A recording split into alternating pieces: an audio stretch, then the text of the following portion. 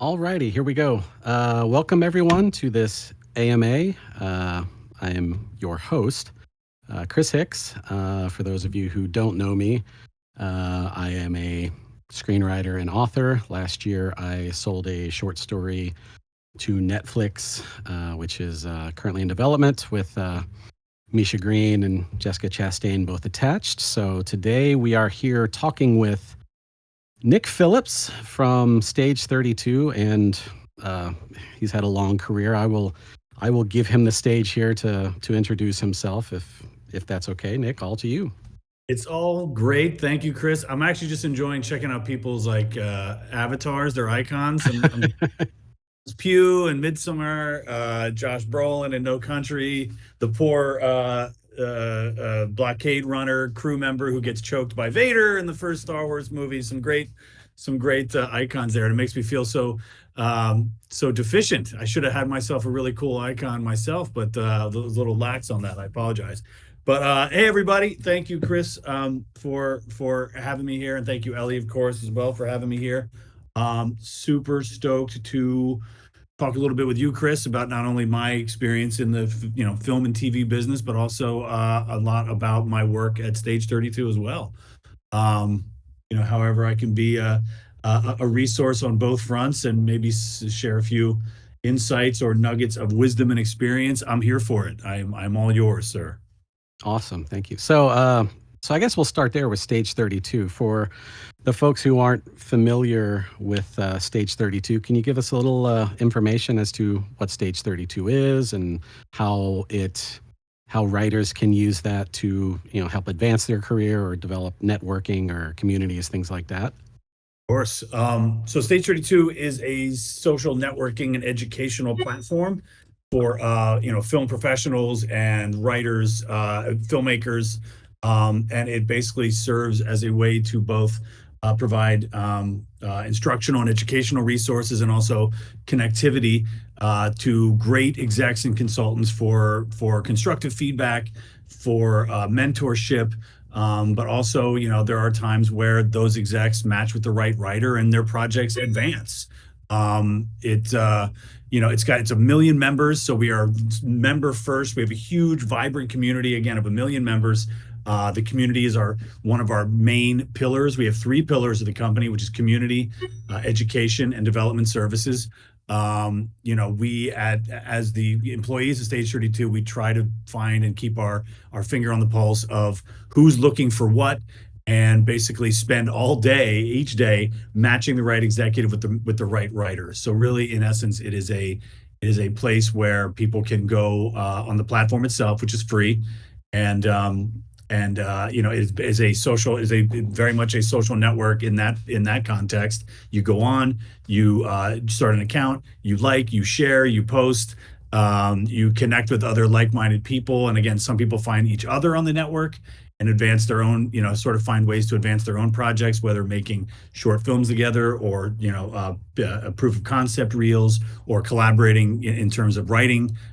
So the community finds each other, but they also, again, find great executives that can give them script consultations. They can pitch to these executives. They can show them their short film for feedback, their reels, their pitch decks, their TV series Bibles, career development calls, and just really a myriad of services that Stage 32 offers to give writers access that they may not have, right? Depending on whether or not they have, a direct line into the business, depending on maybe where they live.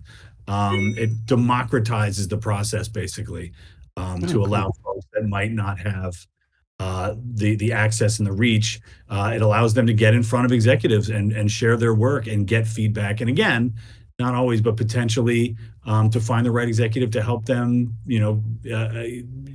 give life to their project. So for me, what I do is I try to interact with the community as much as possible. I meet several executives a day in order to bring them on the platform, but I also meet with our members a lot, with our writers. A great way to kind of get to know me and us and everybody that works at Stage 32 is to send an email, and you should actually do this right now. Open your email right now and do this. It's called success@stage32.com. Put Script Hive in the subject line. shoot me and the team an email. Let us know what you're working on. Let's get to know you a little bit, and figure out ways that we could potentially match you with a great executive. If you do so, actually, there's a great service. Again, the platform is free, but in terms of something that's interesting, a sort of a sub section of the platform itself, it's called the Writers Room. It is a paywall service in which you get access to open writing assignments. There is a weekly webcast every Wednesday at 4 p.m. Pacific, hosted by myself, on which we have great executive guests. We do pitch tanks there, in which you pitch your project in 5 minutes, and a little panel in the pitch tank gives you feedback. We also do script breakdowns. I've done a couple of those this year. I did Oppenheimer and I did Poor Things. But the Writers Room is a really great way to meet other like-minded folks, to get access to, we have 6 open writing assignments every 2 weeks that you can submit to. There's writers kits. You have access to sample decks and treatments and scripts to kind of help hone your own work. You would get 10% off all of our services, or all of our script services. And basically, if you write an email to me right now at success@stage32, you can get a free month of the Writers Room. Because again, it's a really, really great community within the larger Stage 32 community. And again, you get access to some great services and great guests every week on the webcast. Nice. I think that's everything. Yeah, I was gonna say that was a minutes. I need a nap. Yeah. So I guess one of the questions I had just off of that is, like, has there been, like, is there a, like, recent success story or memorable project that has come about or from, like, a collaboration that originated on Stage 32 that you can talk about, or anything along those lines? One of our writers this week, his TV show is moving forward with a production company and financier, and the exec that he originally pitched his TV show to is coming back on to work with him as a showrunner on the show. So they are prepared. They have a production company behind it. They are beginning to prepare to make a presentation reel to go out to distributors. We just had somebody get their script option last week as well, a science fiction sort of epic space noir script. We just had somebody come into us and say that an executive that they met on the platform had their script optioned. There's a few others too, but yeah, I mean, those are really great examples of the ways that you can not only just get access to an executive, but actually have them option your script, and at times even find financing to get it made. Oh, that's really cool. So, like, I guess let's just walk through this. So, like, if somebody in the audience today, like, if they were to sign up at Stage 32 today, like, what would like what advice would you give them to, like, starting, like, how do they to approach the networking and building some connections like you had mentioned there? Well, again, you start an account on the platform itself, right? Again, it's like any other social networking, social media platform. You start an account, you get on there and start to build out your community and your network. You both get approached for a connection. You reach out to connect with people. So you build connections on the community itself. There are lounges to go into. That's kind of one of your guideposts to kind of go, oh, okay, how can I sort of find out more about screenwriting or filmmaking or distribution? There's separate sub lounges on the platform, depending on what area of the filmmaking or television producing process you want to get to know. And you find you comment, post, you join existing discussions, you prompt discussions, and you build out your network that way. And concurrent with that, you can avail yourself of our educational library, which is the largest of its kind on any platform like this. We're the education partners with Cannes and Netflix and the American film market with AFM. And there's a large library of webinars, one of which is mine. That's how I first got to know Stage 32. I did a webinar for them some years ago on how to produce a low-budget independent horror film. So there's webinars, there's live classes that take place over several weeks. There's labs. So you can go on and utilize those services there. You can also find development services, which is really what I focus on in my job, which is to say, if you are a science fiction writer, right, you can find an executive that has a great deal of knowledge and experience in that genre, and they can help you craft your script and hone your work and your material to a place where it could go out to the marketplace.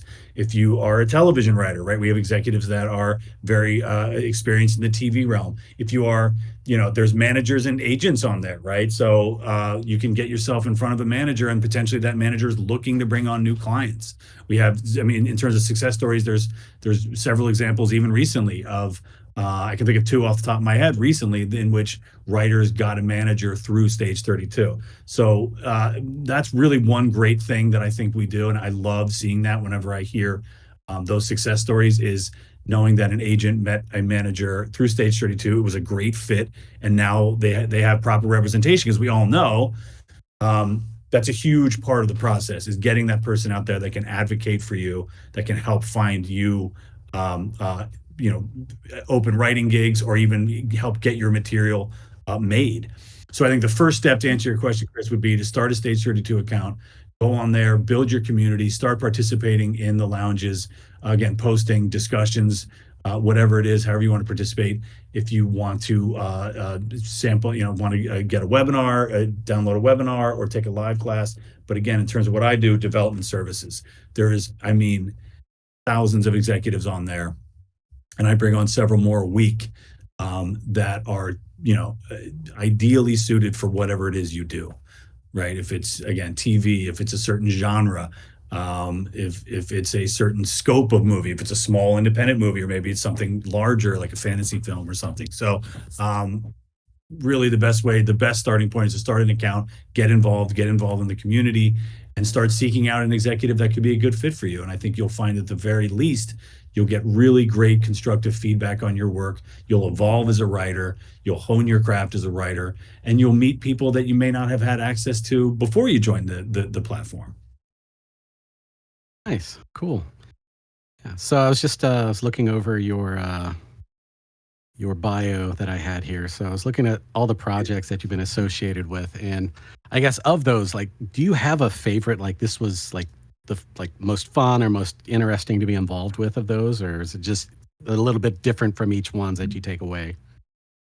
There are, each one is definitely different. Each one is definitely different in terms of uh, you know, and there's a myriad of ways to make things appealing or not, right? It can be Right. where you're shooting it in the world. It can be how much money you have or you don't. It can be the people you work with. It can be the subject matter. Sometimes the movies are really heavy, and can be kind of depressing and permeate your thought process that way. But you always try to surround yourself with a really good group of people and make the best product possible and have a really positive production environment. But a couple that come to mind, one, Straw Dogs was a really excellent experience. One, because I love the original Peckinpah movie, and I tried not to do my part to trample on Peckinpah's grave at all. And I thought we did a game. I thought we were game to make a faithful remake or adaptation of Straw Dogs, but also to add something to it to reflect the times it was made in. But also, what made that production very, I mean, again, the subject matter was extraordinarily difficult and dark. I mean, there's some really harrowing scenes in that movie, but what made that experience positive is a great crew, great director, great writer director. His name is Rod Lurie, and the cast was fantastic. So just being there with a bunch of really wonderful actors, watching them watching them perform their craft, getting to know them off camera, and really being a part of a large ensemble of a remake of a movie that I loved. And we shot in Louisiana in the summer, which was extraordinarily hot, but also just an interesting place to be. I'd never been to Louisiana before, and enjoyed it. It was in the summer, and again enjoyed that time there. Country Strong was another really great experience. Just watching, in particular, Gwyneth Paltrow, just watching her act was kind of cool. Oh, I bet. And another recent one, not nearly as well known, but I did a couple seasons of a comedy series for Facebook Watch called The Real Bros of Simi Valley. It's kind of a send up of the Real Housewives franchise. And the reason I loved that, it's shot in Los Angeles, so I didn't have to stay away from home and away from my kids for long periods of time. But it was a comedy. Like, I'm so used to doing genre movies where you're, usually shooting in an abandoned hospital, or you're in the woods late at night, or and there's like blood or severed heads are out and that kind of stuff. But Real Bro, and I love that, but Real Bros was just funny. I mean, it just was again a great ensemble of young actors. So it was shot here, it was shot during the day. You weren't doing long, crazy nights. And you would just, it really was a great eye opener for me for that genre of comedy, right? Where you do a few scripted takes and then you do two or three improv takes and you're throwing out jokes from behind the camera and watching really funny people be funny in real time and trying not to laugh behind the camera. So again, there's just different ways that the material itself and the external sort of forces at work at a production can affect your enjoyment of the production one way or another. But those are some standouts. But again, I loved each of the things I've worked on for various reasons, and some of them have been not as great for various reasons. But I try to love or look at all of them equally, of course. You know. Oh yeah, yeah. I figured that was the case. Like, there's ups and downs with everything. But no, that's really cool. So actually, I just saw a question from the crowd. I'm going to go ahead and take it since it's related to what we're talking about. So this is it says, can Stage 32 help a writer who already has reps and relationships with executives? Like, so somebody who's already kind of past that first stage gate, has a manager or maybe has an agent, and has some relationships. Like, is like, what benefits would they see in at stage 32?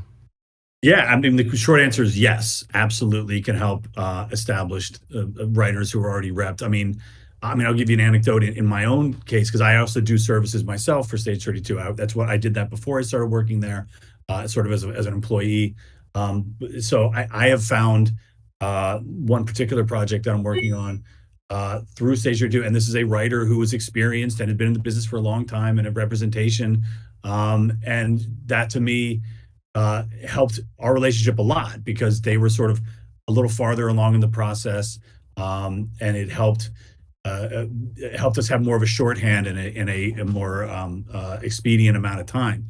So for the to answer your question though, Chris, yes, it helps you get your material in front of a much higher volume of executives than perhaps your representation can do. And I'm not trying to denigrate your representation. I'm saying it just casts a wider net of access to executives and people that can help further your work in some form or another. So there's that, and it really just increases your reach and network to get your work in front of people. So yes, absolutely. And I would say you having representation is a huge thing for us too, right? I mean, for the executives on the platform, you go, oh, great, this person already has representation, and we can, they maybe we can have a more, better again a better be on the same wavelength in a more less protracted amount of time.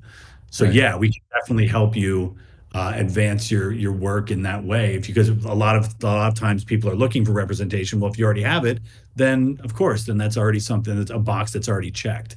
So the really short way we can help you is getting in front of executives and utilizing open writing assignments. So open writing assignments, which you get through the writers room, is essentially we find out from a huge swath of managers or producers, production companies every week, basically what they're looking for, what their mandate is, right? And we try to get as specific as possible with those mandates, which is to say, some folks will go, oh, you know what, we're looking for a really good rom-com right now, and that might be all we have to go on. Or some people might go, hey, I'm looking for a thriller under $5 million, set in one location. They could really get deep into the specificity of what they're looking for. So then you find that as a member of Stage 32, and you go, oh wow, production company X is looking for this type of project. Great, I'm going to submit to that, and it gives you more of a direct line to give production companies and financiers the material they're seeking, right? Or at least get it in front of them, right, for consideration. So, yeah, the short answer is yes, absolutely. Even if you have representation, it gets your script. We can potentially get your script in front of production companies and financiers in a more direct way and in a broader fashion in terms of just casting that wider net. Gotcha. Oh, very good. So, speaking of the industry, now coming out of 2023, where we had a double strike situation, how do you feel the industry is recovering from that right now? Or is it recovering? Or is it still? I remember early on, people were telling me, "Oh, we're kind of wait and see," and it's like, okay, are we past the wait and see section, or are we still kind of in that to some degree? We are emerging from the wait and see. And I'm going to tell you the short answer to how the business is recovering is very, very slowly and in a way that I don't think many people anticipated. I think there was the idea that, the minute the strikes ended, the key would be turned and the engine would sort of spark back on, right? That Right. has not happened, or at least has not happened with with the speed and urgency it was anticipated to happen. But I can tell you now, especially with the IATSE situation, looking like it's going to get resolved, and just in terms of talking to the executives that I speak to and having that kind of contact, and just in my own pursuits as a producer, there is more of a receptivity and a hunger and an appetite for material now. I think people want to get things back into production. I personally just don't believe in waiting and seeing and sitting on the sidelines. I believe in being as proactive as I can every day. No matter what the market conditions are, you're going to accomplish nothing. And I'm not saying anybody's doing this, but you're going to accomplish nothing by sitting on the sidelines. I get out there every day and try to talk to folks, try to talk to executives, try to help get people, through the platform, and in my own work, try to help people move their projects along, try to find avenues for my own projects. So, yeah, there's a lot of wait and see, but I think that ice is thawing. And even if it was not thawing, even if the ice was 6 inches thick, you always have to be out there because you're going to find somebody who wants to go make things. At the end of the day, somebody somewhere has to make stuff in this business, or else nobody has anything to watch. And shareholders get nervous because there's no content for their distribution pipelines or for their streaming services. So, short answer, yes, the ice is thawing for sure. I've noticed that. I've heard that a lot from the folks I'm talking to on the ground.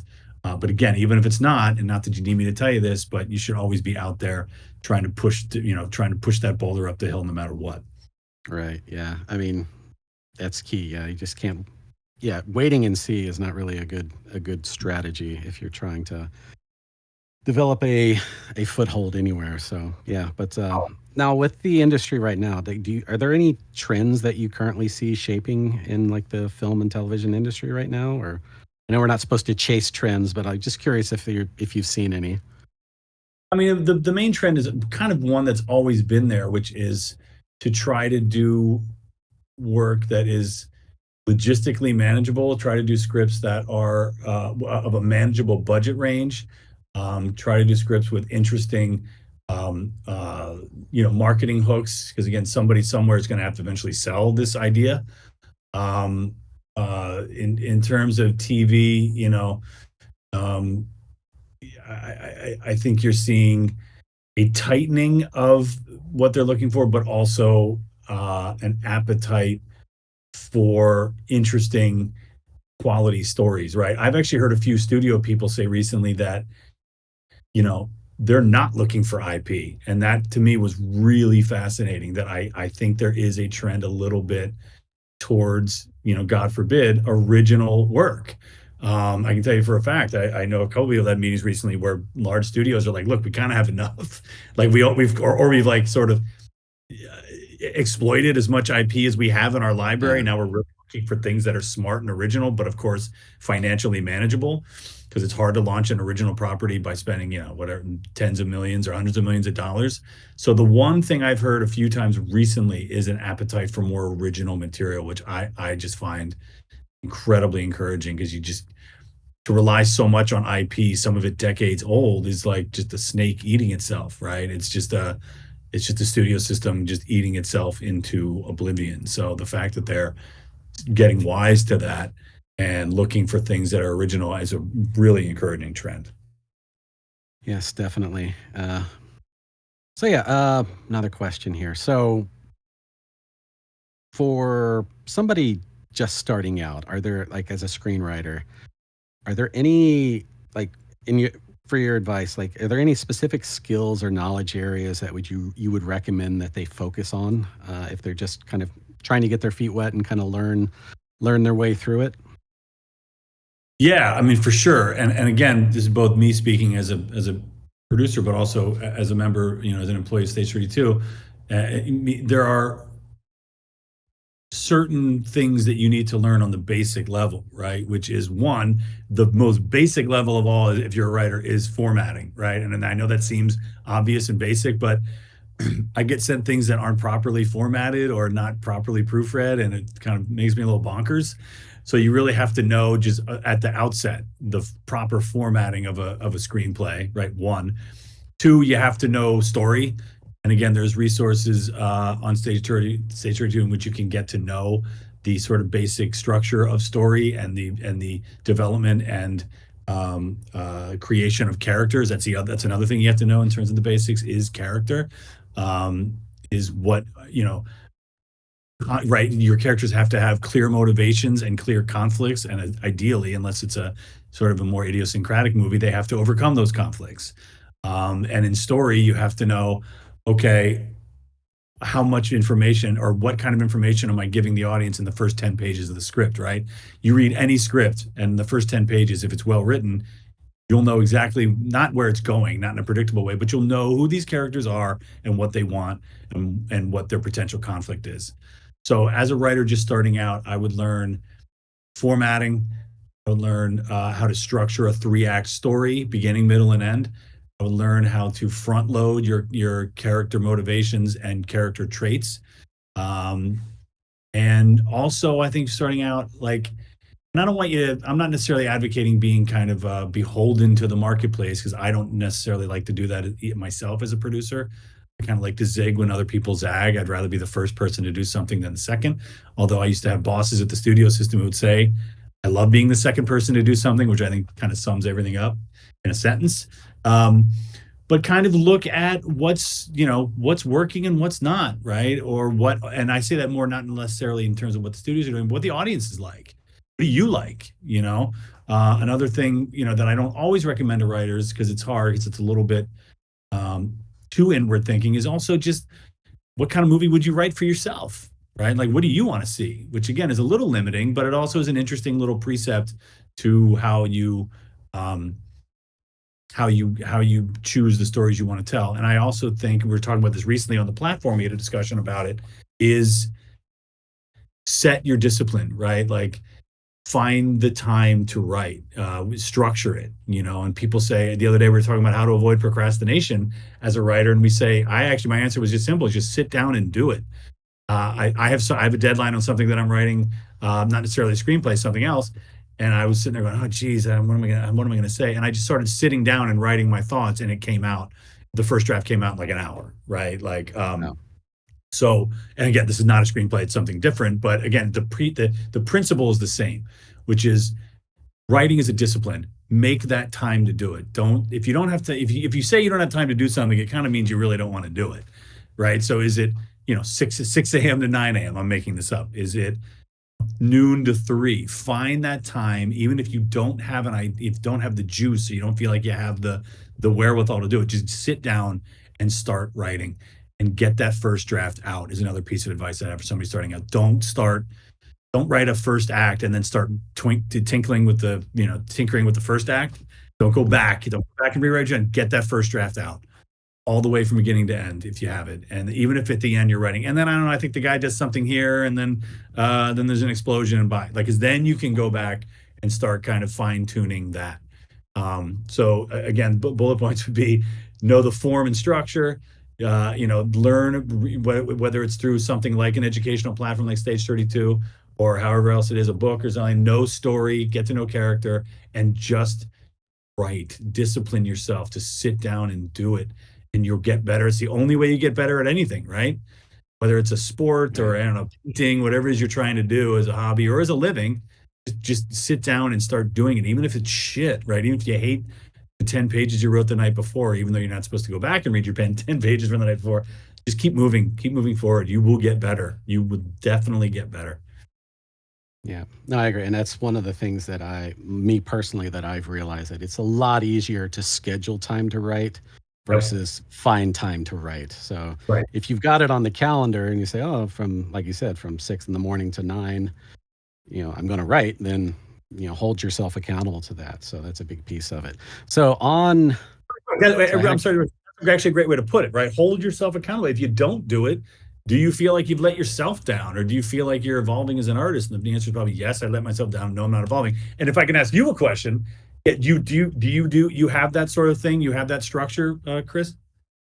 Yeah, I do have a calendar or like a schedule every day that I'm in front of my computer. I do a lot of prose, so I try to. My target is at least 1,500 words a day. And again, like you said, don't look back, just keep writing forward. One of the things that I've, has been said on this server before was like, you can't polish a turd until you shit it out. So, I mean, that's basically, I'm sorry. so you can use that if you'd like. But that's true. I mean, you have to finish something before you can fix it. If you can't Correct. fix it, you got to get the plane in the air. You know the plane's going to fly before you can. Oh, I mean, let's not talk about aviation. That's really not a good analogy. But really Right. want to make sure the plane flies before it takes off. But yeah, No, so and I do that analogy. No, I have. In terms of like, there's just been times where whether it's like starting a company or prepping a movie, like I've done that where you feel like you're building the plane as it's flying, and that's oh a yeah, big no. That's the same thing with writing. You can't rewrite a script that's not done. And your turd analogy is both hilarious and extremely apt. But yes. yeah, So you have to make that time, even if you don't feel like it. And because it's a job, right? Like you want it to be your job, even if you don't feel like it, you have to spend those hours doing it. And I actually like the word goal, right? A lot of people do pages, 10 pages or 15, whatever it is, right? I love your idea of 1,500 words, but I guess you write more in narrative form, correct? yeah, mostly I mostly do. I'm mostly Right. focused on short stories at the Yeah. moment, but and Yeah. some longer fiction, hopefully. By the But way, Chris, really to answer your question a few moments ago, another trend, I'm sorry I forgot this when you asked me, another trend, and you may have seen this in your own experience, another trend I've seen is short stories as sort of yep, a viable IP. yeah, Like is short stories being optioned for potential movie adaptation. So that's just another oh two yeah. cents, right? Yeah, as somebody who has benefited from that trend, I can definitely say that is an option.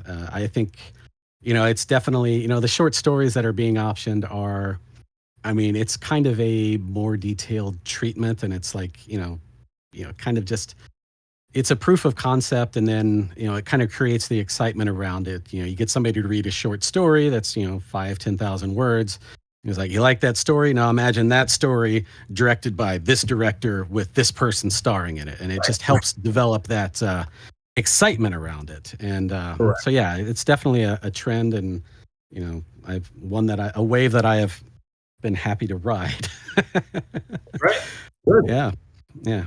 So on formatting, I just gotta, there's some questions. This pops up on screenwriting Twitter. It pops up on here. I'm sure it probably pops up on Stage 32 as well. But what are your thoughts on bold slug lines?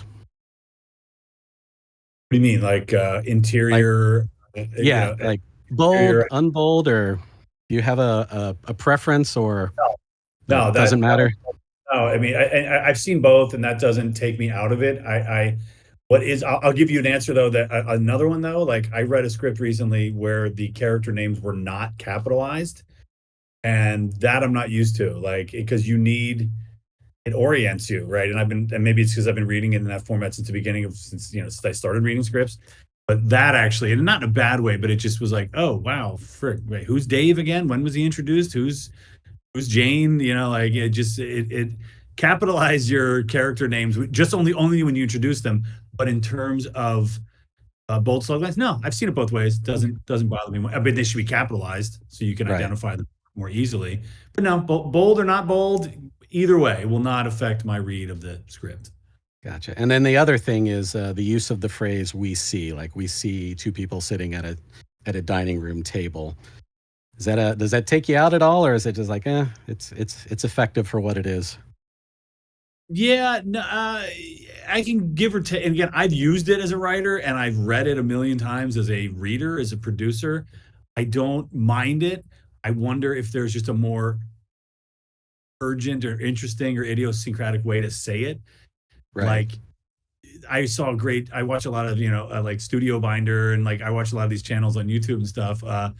And so I'm borrowing this, but like somebody the other day was talking about different interesting ways to it's sort of synonyms for verbs, right? Where never say like he walks into a room, right? Like, do you say maybe he creeps into the room, or he sidle, whatever it is, right? Like, Right. so I to apply that thinking to we see, like, always think of a different way to say it. I had an English teacher a long time ago, very long time ago in grade school, and he had these great rules, like the word get, right? I'll give you just a really weird, like, is there a better way to say the verb get, right? Like, so always, and I use that to this day, right? Like if I write in an email, like receive or understand or whatever it is, right? So to me, when I write, always try to figure out a verb or a descriptor that is just a little more applicable to the scene, right? And paints more of a picture of the scene. I particularly love that walk example because everybody does, right? She walks into the room. Okay, well, how, right? Right. What is the way she enters the room? What does that say about the scene and about her mental state? So, as just a general rule, the answer was A. No, I don't mind we see. I'm not going to, deduct points for it. But to me, even as a writer and again as a reader, I look for always, and again, this I think comes in a lot as we talked about in that second pass, right? Don't waste time in your initial draft hemming and hawing over different, synonyms for verbs or whatever, or different adjectives, but always try to find a more interesting way to say it, right? Like Right. Stanley Kubrick says a lot about his directing style, right? Like every story's been told. I just need to figure out ways to tell them in more interesting ways. And obviously he did. So as a writer, again, write that first draft. Joe walks into the room. Jane sees the dog, right? Whatever it is. And then go back and go, okay, well, how does this choice of a word, A, just make it more interesting for the reader, and B, reflect, or, even subtextually, right? How does it reflect the mindset or the vibe of this scene? Right. Yeah. I mean, that's also a good way of like getting rid of adverbs as well. Like, he Correct. walks slowly. Oh, he Correct. crept. Yeah. So yeah. And then if, especially with, when you want to maximize the white space on a page, one word versus two, definitely is preferable. So yeah. Always. I love Yeah. that. Love that general rule too, man. Yeah. I'm a big fan of lean and succinct, lean and mean writing, right? Like don't say in 8 lines of dialogue what you can say in one or two. And I Right. think it's more interesting for the reader and it's more interesting for the audience and more interesting for the actor, right? Because you had there's more under the dialogue than that's in it for me, And again, there's movies that lend themselves to long monologues and such, right? Like go read, Patty Chayefsky's Network, right? I mean, that script is just chock full of dialogue, or of course Tarantino. But most of the time, I always try to look for a lean, very lean and crisp and evocative dialogue that says more with less. Right. Yeah. So before we open things up to the audience, just what do you like now? Like, any movies you watch lately, or TV shows that are really like hit your radar and like, damn, this is really good, or Well, like what do you everyone like? else, I'm super stoked for The Bear. No I believe spoilers. no, no, no. I recently stepped back into the world of Mad Max and saw Furiosa. I went by myself and saw it. My girlfriend, my kids, nobody wanted to go see it with me. Felt like that movie should not have come out in May. That should be an August movie. I'm really excited for a movie called Long Legs with Yes. Nicolas Cage and Micah Monroe. Oz Perkins was a filmmaker that I knew a long time ago. I had a genre label called Revolver Picture Company, and just through just a set of just unserendipitous, timing, we were not able to work on his first movie, which ended up being called The Black Coat's Daughter. But Oz is somebody I'd always really admired as a writer and a director, and I think he's had a fantastic career so far. And this movie, really, to me, just from what I've seen, looks like a big, not that he needed it, but like a nice leap forward for him. So Long Legs is something I thought the trailer for Nosferatu was fucking great. Robert Eggers is Amazing. reading Nosferatu. I thought that looked fantastic. I know I'm sort of leaning more into genre here, but really it's just what's jumping out at me. Yeah. Um, those kind of I really love the anticipation for. Oh, as a side note, I don't know if anybody agrees. I watched the trailer for Here yesterday, the Robert Zemeckis movie. I find that concept really fascinating. I don't know if anybody's watched that trailer. I don't know if you know the movie is basically told from one point of view. It's a locked camera angle, and it just tells the story of this one spot on planet Earth through history up until the point like, and then eventually like all the people that live in this house. And just go watch the trailer for Here with Tom Hanks and Robin Wright, directed by Robert Zemeckis. So obviously it's a reteaming of the Forrest Gump team. Just both as it looks very like an emotional, obviously like a very emotional movie, a tearjerker, but just conceptually, I really like interesting swings like that, especially when big filmmakers do them, right? Right. So and I know I'm on top of the trailer, but that trailer really was interesting to me. Yeah, But I've had like 5 or 6 people send me that trailer. it just seems like a fascinating idea, and I was not aware Yeah, of it. I read about this film. I was like, oh, wow, cool. I also thought I watched the first episode of Presumed Innocent in terms of television on Apple TV Plus, and I'd seen the 1990 movie with Harrison Ford, but also interesting. I'm kind of into, obviously legal dramas and crime, stuff like that. That was kind of cool. Um, um, yeah, I'm trying to find my next. If anybody can recommend a good next documentary, I'm down with those. Doesn't have to be crime, just kind of a cool. I watched that $7 million 7M TikTok cult documentary on Netflix, which was pretty interesting. But yeah, I try to make it an equal dose of movies, TVs, and movies, television shows, and documentaries. yeah. No, it's a good cross section there. I will plug this one show because I love it. I've Yeah. What about finally you? found Interview with a Vampire is amazing. Really? Like, I have really enjoyed that, and, like, I know we talk a little bit about IP and things like that, but what I really love about that show is that it honors the original IP of both the Yep. original movie and the original story, but it's also its own thing as well. So it just looks like it was made by somebody who really cares about the story they're telling, and I know everybody cares about, but it's like there's definitely some caretaking going on to like make sure that it's able to stand on its own 2 legs and be its own thing, but it's not trampling over, previous iterations to get there either. So, yeah, so Well, that's really the balance you have to strike, right? It's like, again, honor the source material, but you have to bring something new to it, right? You can't be like right, Psycho in 1998, which is just a shot for shot remake of Psycho, right? It didn't add anything. It just was sort of an experiment. And also, it depends, right? Like sometimes you read about, I'm trying to think, sometimes you read about people that come to a franchise that they've never really been a fan of or heard of, right? Like, and does that right, bring something interesting, right? When somebody remakes something, sometimes you hear the director or the writer go, "Yeah, I wasn't a big, I'm a Star Trek fan or something," right? And you're like, "Oh, is that better or worse?" I mean, and like you said, they always try to honor the source material, but I think I lean more towards people that are familiar with the source material. And again, it can go either way. It can cut right. both ways, but I like the folks when they are. I like the filmmakers when they're like, yes, no, I love the original, and I'm just trying to honor it, but add to it. So Interview with the Vampire, because I love the books. I love the film from 1994. Duly noted. Thank you. Yeah. All righty. Well, we shall open it up to the floor. I don't know how people raise their hands here. Do the people raise hands or do they just type it in the chat? Oh, there's a hand raised.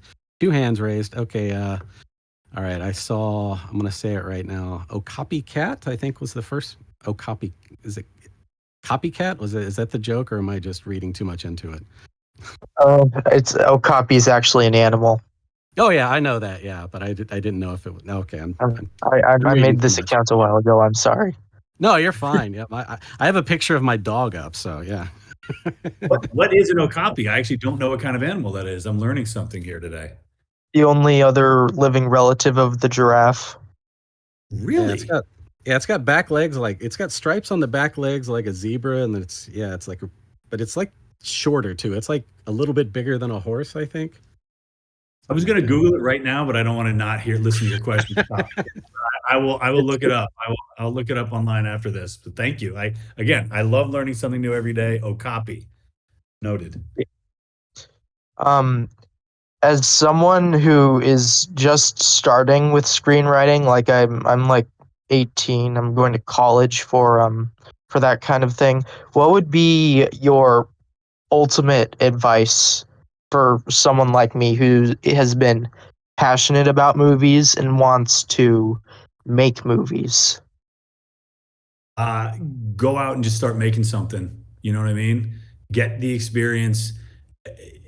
look, and I know this, like in my day, but like you can make a fucking movie right now on your iPhone, right? Like I could go out, like during the lockdown in 2020, my kids were out with their iPads making movies in the backyard, right? With nothing. So my advice to you to start, and I can expand on my answer, but make stuff, right? Like when I was in college, I was lucky enough to have like an old, video camera, right?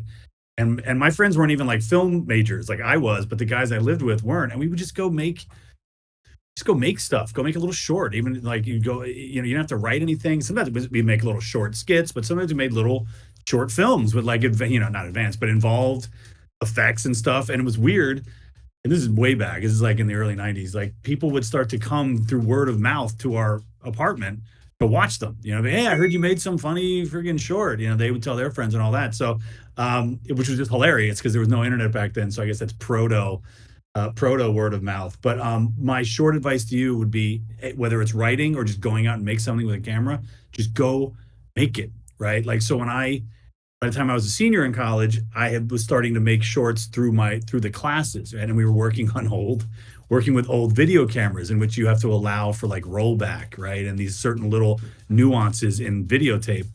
And I remember my professor pulled me aside after we all looked at our first shorts, and he goes, "You've done this before, right?" He goes, "I can tell because your editorial style was more polished than the other students, right?" Like, so because I had gone out and just taught myself and just got the experience of how to structure movies and how to, work a set and how to articulate your vision to other people, it just helps. And so for you being 18, entering college, and kudos on that, by the way, man, I think that's an exciting place to be.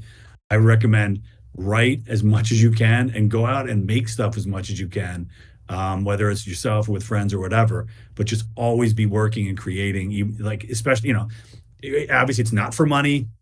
It's not to come out in a theater, but by the time you are in a position, ideally, to make things that will earn you money and potentially get made, you will have already have a sort of intuitive understanding of the creative process, and you'll obviously have developed even more of a passion for it than you already have. So I always tell people that are sort of at your stage in life, always be making something. And I'm not saying you're doing this, don't make excuses, right? Don't feel like you're limited. Like just figure out a way to write and make content because you can. Thank you, sir. No problem. Hope that helps. All right. Thank you for having me on. I really appreciate it. Good luck, man. I remember being 18. It was a long time ago, but I was, yeah, just go make stuff, dude. I'm telling you, it'll help. Yeah. All right. All right. Advice. Sorry. I was just going to chime in. Like, I guess what the advice I would give somebody who is 18: give yourself permission to suck at it. Be bad, because get that out of the way. The longer because that's what ends up shutting you down is like, oh, I'm terrible at this. I'm never going to. And that's why screenplays go unfinished and, movies go unmade, because people are comparing their first effort to something that has gone through multiple iterations to get to the final draft. So just give yourself permission to suck and learn, and like, because getting things out is, that is an accomplishment. So yeah. Just my Agreed. 2 cents there. So alrighty. So next up we have Henry. Yeah, here we go. Spider-Man. Hi. Yes, Hey, Henry. Spider-Man 3 is underrated. Okay. So I am a big fan of the Halloween series and its production history. And if my info is correct, you were at Dimension right around when they would have been trying to figure out how to get the series off the ground after Resurrection turn things off a cliff. I know the 3 projects that have the most sort of online documentation are Halloween Retribution, Halloween Asylum, and Halloween the Missing Years. Other than those 3, do you remember any other pitches you got? I do. That makes sense. I love talking about this subject, and it's weird. It's one of the things I get asked. Not weird. It's funny. It's one of the things I get asked about the most. There's actually 2 books about the making of Halloween. One of them, Taking Shape. I got them both, and they're great. Yeah, the Taking Shape book is about the movies that were made. The Taking Shape 2 book is about all the movies that were not made. So yeah, I did an extensive interview for Taking Shape 2. They're very good. And I did a great podcast last year called Development Hell about this very thing as well. So Yeah, I think yeah, you did it with Jake Wade Wall, the yes, screenwriter. Jake is a writer that I used to work with a lot. I actually worked with quite a few times. Uh, but yeah, I had to make this document. So my boss at the time was like, "Oh, I know you've been hearing pitches for the last few months about what was then just called Halloween 9, which is comical. Can you tell me, about some of the log lines you've heard?" So I had to make this, document that I wish I still had, of 50 or 60 log lines for proposed Halloween sequels. So one of them, I can't remember what it was called, but one of them was set at like a military vessel out to sea, and they were like using Michael Myers to harness his evil to make like super soldiers, and then he like starts killing everybody on the boat. So I guess it's got a little bit of like Jason Takes Manhattan, the boat sequence in it. There was one called. Sorry, go ahead. No, it's fine. I was just in awe of how insane that is. I mean, and you have to, and I would sit there and listen to these pitches one after the next. Another one called, which is funny because it eventually got made in a different form, and I tried to make this very movie, but minus Michael Myers. One was called Abusement Park, which I thought was a kind of a title in poor taste, but essentially it was Michael Myers in like an amusement park, right? So, but that already got made as, God, what was it? Hellfest, right? And I was trying to make a movie for a while with that exact same concept, and not that it's an original thought, but that idea of like, at those like Halloween mazes, that there's a serial killer on the loose. So that was another one. And I think those are the two that really stand out. I wish to God I had that document still, because it was just one after the other, and a lot were sort of similar to each other, right? Just he comes back to town and kills people, but the sort of window dressing and the context was different. But those are two standouts of like really out there ideas that I heard at that time.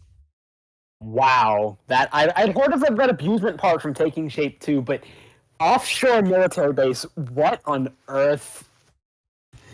I mean, you just had to cast a wide net, right? And hear as many ideas as you could. And in the creative process, that helps, right? Because even sometimes the ideas that aren't that great can maybe yield you a nugget of something that leads you in another direction. So my sort of mantra at that time was just hear everything, because you never know. And also it was just my job. I was tasked with doing this. And by the way, the smartest thing that happened after that was that we heard so many ideas that went nowhere that they ended up just starting over and just remaking the first one, which I actually, again. And then we got Rob Zombie that way. No matter what you think of remakes, it actually was the only way to go, right? You had gone so far by making 8 freaking movies that were just all different timelines and continuities that you're like, all right, dude, let's just start over. I thought that was the right thing to do at the time. Thank you. Thank you. This was I do agree. By the way, Spider-Man 3 has gotten a lot of traction, at least on the YouTube channels that I watch, as getting a reappreciation, Spider-Man 3. So I hear you, it being underrated. I appreciate that. I appreciate some dirt in your eye. What's that? It was a quote from the movie. I'm going to put some dirt in your eye. That is so funny. Yes. Well done. Well quoted. Thank you. Thank you for this opportunity. This was quite lovely. Cool. Oh, thank you. Thanks for coming in. Looks like next hand up we have, I almost said Brown Bear. Brown Beard. You are next up on the stage. The question from Brown Beard the Tireless. What is a piece of advice you'd give to someone to improve their pitches? Okay, that is a great question, and my answer is two-pronged. One, practice, right? Do it over and over, whether it's in the mirror, to a friend, to the point where you know it by heart, right? If you look like you're reading something, or even if you're memorized it, and it looks like you memorized it, it's like an old school presentation, not old school. It's like a presentation you would do in school, right? Know it, and know the rhythms and the nuances, and make it feel like a really great, like you're telling a story at a party or a bar or something, right? Or I don't know, whatever you do on the campfire. But two, this is actually, and this actually it ties into Stage 32 as well, is that there are, on the platform, you can do pitch training sessions. Like there is actually a great service on there, and a great week. They meet weekly, and there's some amazing instructors in there, John and Noel, who train people and to hone and learn and structure their pitches and gain the confidence. Because again, if you're a writer, man, eventually, whether it's on Zoom or in a room or in somebody's office, you're going to have to sit there and pitch your material, and you have to have that confidence and that control and command of your material and your voice to really have to go pitch something in a really compelling, succinct way. But the answer to your question is, in terms of what you can do on your own practice, but I do encourage you to utilize the pitch session practice on Stage 32. And it's funny, this past week, I was working on a written document. We're actually producing a document will be accessible on the platform as a sort of a guideline, right? As a sort of step-by-step way to pitch your material, right? How to start it, how to, what information to front load, the what to do, what not, the don't do's as well. So there is a ton of services, some of them free, actually, a lot of them free on Stage 32 for how to practice and get feedback on your pitches and get really, really adept and relaxed and effective doing them. And again, I mentioned on the program I have every Wednesday, we have the pitch tank format, right? Where folks come in, they pitch, they do 5-minute pitches, and then we give feedback on it. And I love doing that because certain writers will do it more than once. They'll pitch, and then a few weeks later on the next episode we do that format on, they'll do it again, and you can see them get better, right? You can see them taking in certain things and going, okay, I've got to kind of not rush this part, or I've got to get away from this part. So again, Stage 32 is a great resource. In particular, like its pitch session training is something in particular that I really love about Stage 32. One other piece of advice too, don't get caught in a beat trap, we call it, right? Which is to say you're just reciting the story scene by scene. Don't do that. Just speak in general arcs, right? Tell the story. Don't go. And then this guy, and then he walks into the house, and then they go, and then don't lose your place, because a lot of people go, oh wait, I got to go back. I forgot to mention that, he's a cop or something, have a clear line that is telling your story in a concise, compelling way. But again, don't get bogged down in the beats and the individual beats, and don't get mired in one scene or what have you. So, short answer: practice. And also, again, if you explore Stage 32, and again, if you send me an email at the end of the show, we'd be able to direct you to some great services to get better at your pitches. But it really is an art form, and there is a very specific, direct way to get better at it, and certain very specific things you can do to hone that craft. I've heard a million pitches in my time, and there really is a very specific way. So that's a great question, because there is an answer to it, right? There is an answer that is, practice and certain guidelines that you can master, and of course find them on Stage 32. So that's something I'm excited. That's the question I'm excited about, because that's something that you really can work on and get better at with practice. Yeah, cool. Yeah, there's so much about writing that isn't writing that you need to Correct. definitely learn and navigate the farther along you get in your career. So, Well, next. sorry, really, to piggyback on that too, it's like writing is something you do a lot with, unless you have like a partner, I guess, but writing is something you do a lot in isolation, right? You sit in front of your laptop or write by hand or whatever you do, and by yourself.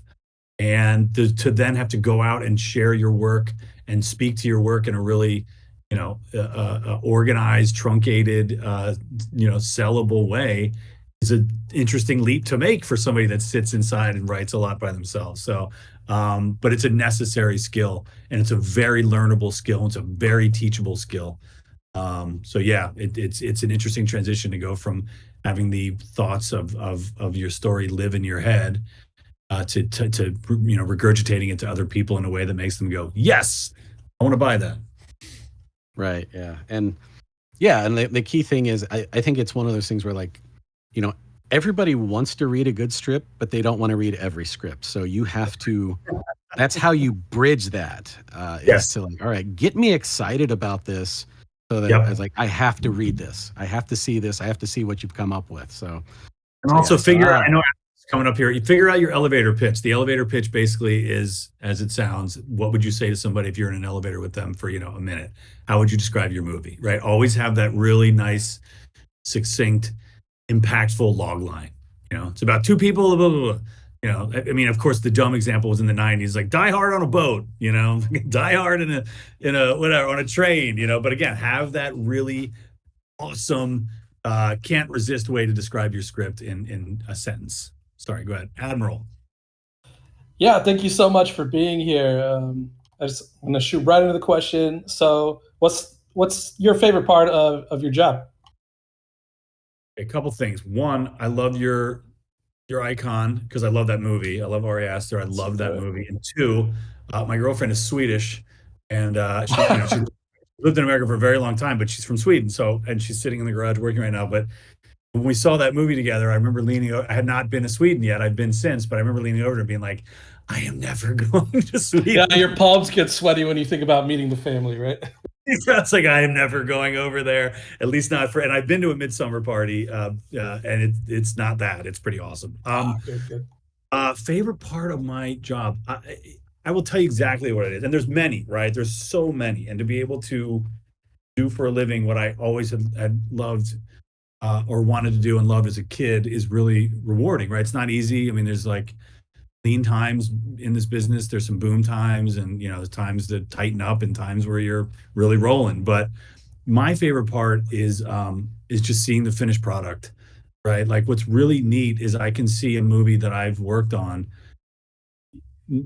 years later and see it as a movie, right? I transcend and I forget the fact that like, oh, when we shot that scene, I was standing on the other side of that wall, or oh yeah, I was standing right next to the camera when they did this, or oh my God, on a different take, they, spit out their water by accident or whatever it is, right? All of that goes away because when you put music on it and you color correct it and sound design and all this stuff and it comes to life.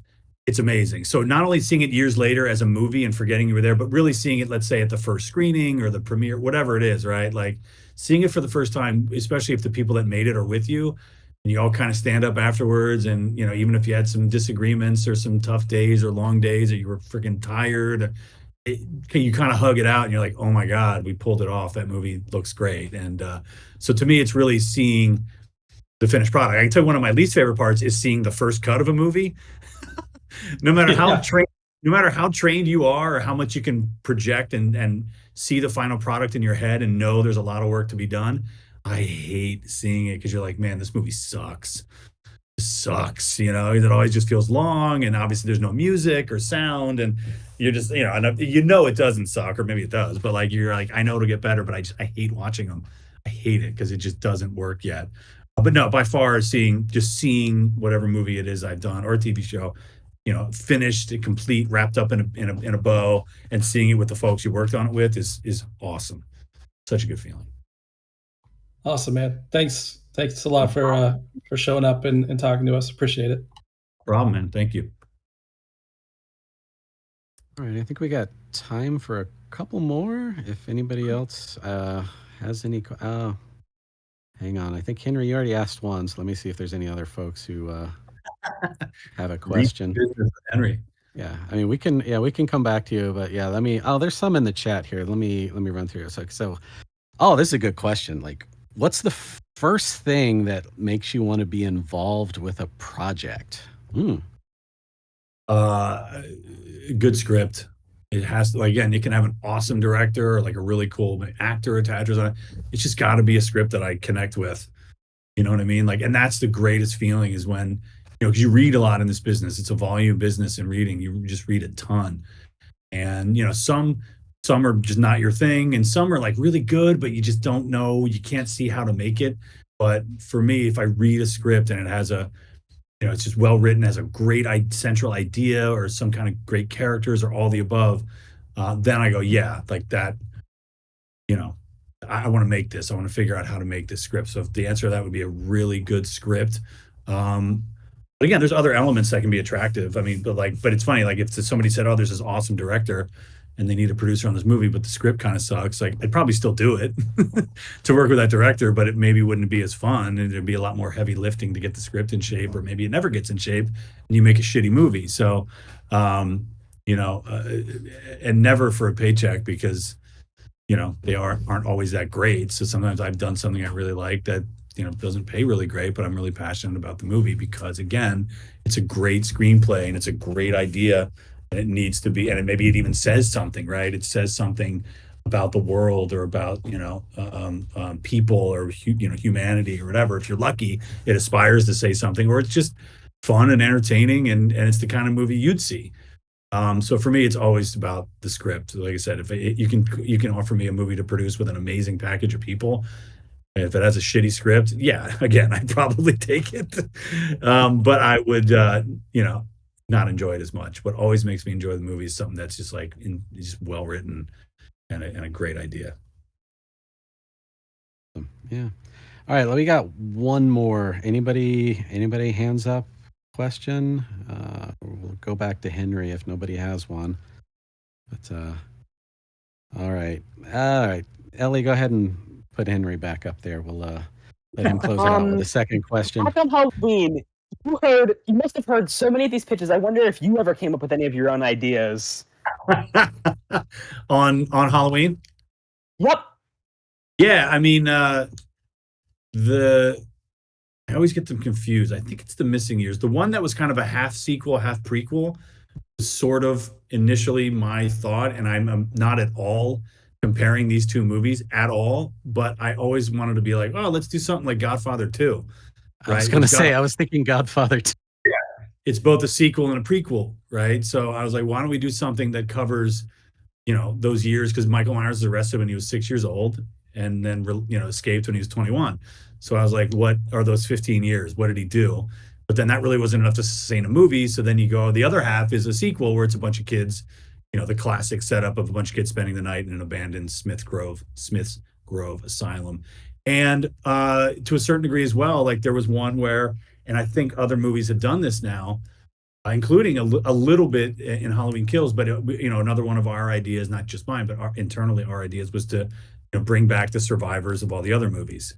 Like the Bianca K. Litch from Halloween 8 and Ellie Cornell from where did she die? I can't remember. Anyway, like we had another one where it was all of the previous survivors, kind of reuniting, take down Michael Myers. But no, in terms of more, actually the boat at sea one was mine. I'm just kidding. I'm joking. That was not mine. But no, yeah, just those, like the Missing Years was kind of an initial kernel of an idea that I had of a sequel prequel. Thank you. It's very, very cool. I did not know that. Yes, sir. Very cool. Nice. Well, I think that's about going to wrap it up here. So Nick, thank you for coming here today. Appreciate you coming on and talking to us here. Everybody here, success at stage32.com. I was just going to reiterate that, Chris. Yeah. Success at stage32.com. Success at stage32.com. Put Script Hive in the subject line and shoot myself and the team a note. Let us know what you're working on. We can offer you a free month of the writer's room to explore that space. There's a ton of good services there. We've had great guests in the writer's room webcast. I just had M. Night Shyamalan's producing partner on a few weeks ago.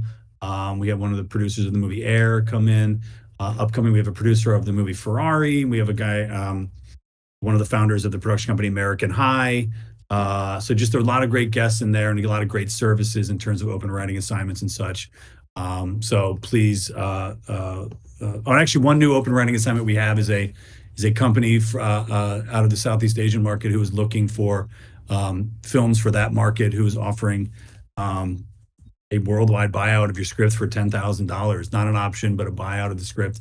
And they're looking both for genre horror movies, a very specific ilk. It's on the listing on Stage 32, and also Gen Z oriented movies. So again, like that's the kind of thing you can get in the writer's room. So if again, you send success at stage32.com, let me know what you're up to. But also again, we can offer you a free month of the writer's room if you do so. So come, and I'm always on the platform myself. Just again, generating conversation, doling out advice when I have it, just interacting with the community. I do my own services on the platform as well, career development calls and such. Come see me there. But no, thank you guys for coming. It really meant a lot. I love taking your questions. And I love especially talking to people that are just starting out and hopefully helping put them on a potentially right path to succeed in this business, because it's not an easy thing, but it's doable. It's attainable, and again, you just got to go out and do it. But again, thank you, Chris, and thank you, Ellie. This has been a lot of fun.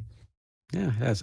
Before we go, you have anything you want to plug? Any projects or something you got coming up that you want to shout out? Or I actually just had a movie that just came out called Reverse the Curse. It is starring David Duchovny. David wrote and directed this movie as well, based on his own book. The book was called Bucky Fucking Dent. It is not a genre film. It is a movie about set in the 70s about an estranged father and son, and the dad is terminally ill, and they reconnect over their love of the Red Sox Yankees baseball rivalry. Means a lot to me personally. My own father passed away while making the movie, so it's just a movie I love talking about and getting people to see, because it means so much to me personally. But I think it's universally themed, and I think people will see a lot of themselves and their own family relationships in it, good or bad. But it's called Reverse the Curse. It's on any of your streamers now. Just a movie that I'm really proud of, and a couple other good little nuggets in the hopper that I'll be able to talk about a little farther down the road. awesome. I just put the trailer for that up in the chat for anybody who wants to check that out. So Reverse the It's Curse. not my David usual Duchovny. fare. Yeah, not my usual, in a good way. Like, it's not a genre I work a lot in, but it just was very special to me. And you should. David does a great job in the movie, and Logan Marshall Green is in it. Stephanie Beatrice from Brooklyn Nine-Nine. Really interesting film. And I'm trying to spread the word, because I think as many people should see it as possible. But some other good genre stuff, my usual stuff, coming up as well. Awesome. Stay tuned. Well, yep. Stay tuned. Again, Nick, thank you so much for coming here. It was very informative, a lot of fun.